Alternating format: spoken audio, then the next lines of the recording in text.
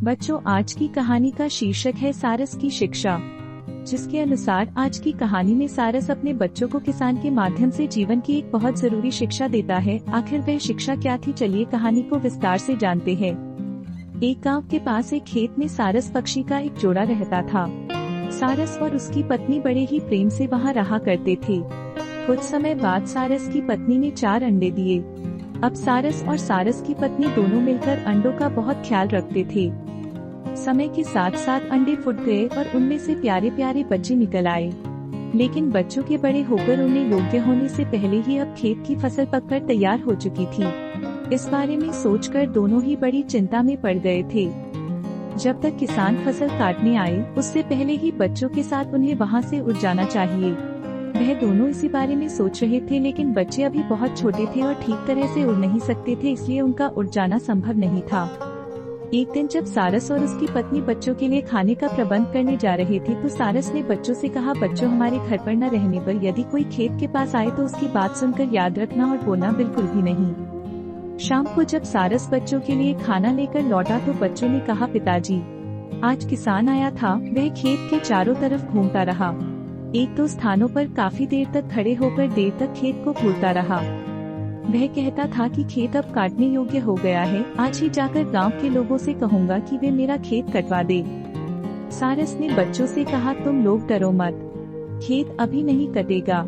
अभी खेत को काटने में देर है, तुम लोग चिंता मत करो। बस जब भी किसान खेत में आए, तुम में से कोई भी बोलना नहीं, चुपचाप उनकी सारी बातें सुनना। कई दिन बाद जब सारस शाम को बच्चों के पास आए तो बच्चे बहुत घबराए हुए थे। वे कहने लगे, अब हम लोगों को यह खेत झटपट छोड़ देना चाहिए। आज किसान खेत पर फिर आया था। वह कह रहा था, गांव के लोग बड़े ही स्वार्थी हैं। वह मेरे खेत को कटवाने में मेरी मदद नहीं करना चाहते हैं। मैं कल ही अपने भाइयों को भेजकर खेत कटवा लूंगा। सारस बच्चों की बात सुनकर निश्चिंत होकर बैठा और बोला, अभी खेत काटने में देर है, तब तक तुम लोग ठीक प्रकार से उड़ने लगोगे। डरने की कोई आवश्यकता नहीं है, तुम सब निश्चित रहो, खेत अभी नहीं कटेगा। सारस के कहे अनुसार कुछ दिन और बीत गए। किसान का खेत नहीं कटा और न ही खेत काटने कोई आया। इस तरह कई दिन बीत गए। कुछ ही दिनों में सारस के बच्चे उड़ने लगे और उड़ने में निर्भय हो गए। एक दिन शाम को जब सारस वापस लौटे तो बच्चों ने सारस से कहा, ये किसान हमको झूठ मूठ डराता है, इसका खेत तो कटेगा नहीं। यह हर बार कोई न कोई बहाना बना देता है। पिताजी, पता है, आज किसान कह रहा था मेरे भाई भी मेरी बात नहीं सुन रहे हैं और मुझे टाल रहे हैं। इस तरह तो मेरी फसल का सारा अन्न सूखकर झड़ जाएगा और मेरा भारी नुकसान हो जाएगा। मैं कल स्वयं आकर ही खेत काटूंगा।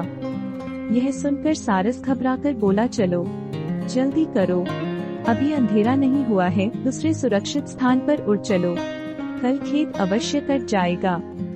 बच्चे बोले, पिताजी, इस बार खेत कट जाएगा, यह कैसे? सारस ने कहा, किसान जब तक गांव वालों और अपने भाइयों के सहारे था, खेत के कटने की आशा नहीं थी।